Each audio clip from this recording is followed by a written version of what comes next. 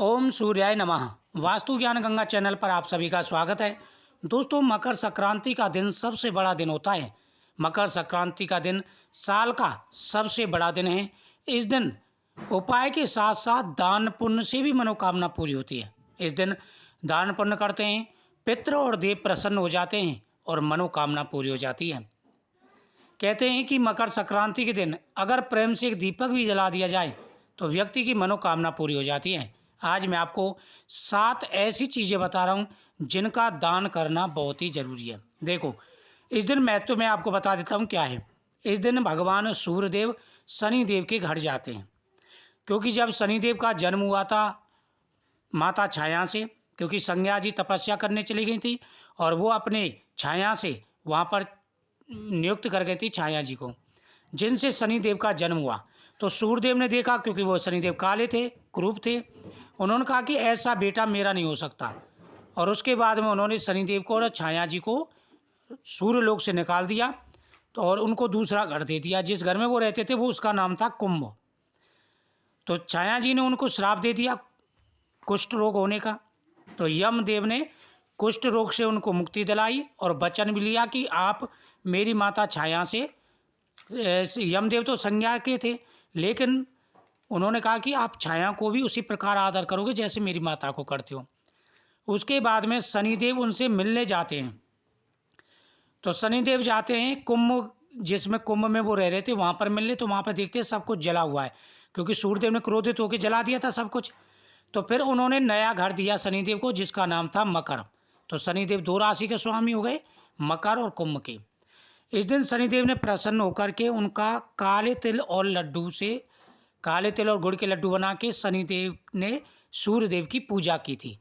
तो सूर्यदेव ने प्रसन्न होकर के कहा था कि जो भी आज के दिन काले तिल का दान करेगा और मुझे अभिषेक में काले तिल अर्पण करेगा, जब सूर्यदेव को अभिषेक देते हैं उसमें तिल मिलाए जाते हैं, अगर उसमें काले तिल मिला के अभिषेक करेंगे तो शनिदेव और सूर्यदेव दोनों प्रसन्न होकर के मनोकामना पूरी करेंगे। पैसा ही पैसा आएगा और हर दोष दूर हो जाएंगे। तो इसलिए इस दिन कई चीज़ें हैं जिनका बड़ा महत्व है और छोटी छोटी सी चीज़ें और उनकी दान का बड़ा महत्व है। एक तो दीपदान, सबसे पहले है दीपदान। जहाँ जैसा संभव हो दीपदान करिए। पीपल वृक्ष के नीचे, तुलसी माता के सामने, भगवान शिव के सामने, भगवान कृष्ण के सामने, बहुत बड़ा महत्व है इसका। दूसरा है झाड़ू का दान। पहला दीपदान हो गया। दीपदान जहाँ ज़्यादा संभव हो, ज़्यादा 11 जगह दीपक जरूर जलाए। दूसरा है झाड़ू का दान। झाड़ू का दान बहुत बढ़िया है। 14 झाड़ू दान करिए गिन करके। 14, एक तो अपने मंदिर में लाइए, घर में ला करके रखिए और 13 मंदिरों में दान करिए। 14 झाड़ू हो जाएंगे, दान करिए, बहुत बढ़िया है। दीप दान करने से हमारी ज़िंदगी में जो भी परेशानी दिक्कतें आ रही हैं वो दूर होती हैं और झाड़ू दान करने से माता लक्ष्मी प्रसन्न हो जाती हैं, भरपूर धन आता है। तीसरा हो गया, आपको तिल का दान करना है, काले तिल का। काले तिल का स्नान, यानी सुबह स्नान करते समय जल में काले तिल मिला के स्नान करिए। तिल से तर्पण, पितरों के नाम से तर्पण करिए, सूर्यदेव को अर्घ्य दीजिए। तिल का आवटन, तिल का दान, तिल का भोजन, ये बहुत बड़े महत्वपूर्ण चीज़ें हैं। तिल से तो ज़्यादा से ज़्यादा आप जो है काम करें। तो तिल का दान हो गया तीसरा। चौथा हो गया गुड़ का दान। गुड़ का दान जरूर करें, बहुत ज़्यादा चमत्कार है गुड़ के दान का। पांचवा हो गया कंबल का दान, गर्म वस्त्रों का दान करें, बहुत बड़ा महत्व है इसका। छठवां हो गया अन्न का दान। अन्नदान गरीबों में जरूर बांटें, कुछ ना कुछ खाने के लिए जरूर दें, बड़ा महत्व होता है इसका और इससे मनोकामना पूरी हो जाती है।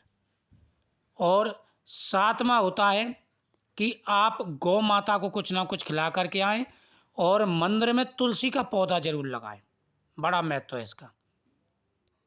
और साथ ही काले उड़द का दान, क्योंकि शनिदेव का है काला उड़द, तो ये उड़द का दान करें तेल के साथ में।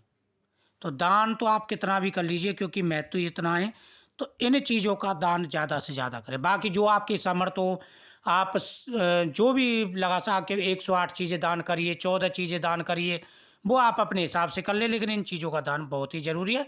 गर्म वस्त्रों का दान करिए, खाने में चीज़ें गर्म हों वो चीज़ें दान करिए, जैसे गुड़ है, तिल है, गज्जक, रेवड़ी, मूँगफली, जो भी आप दान करिए, लेकिन दान ज़्यादा से ज़्यादा करिए।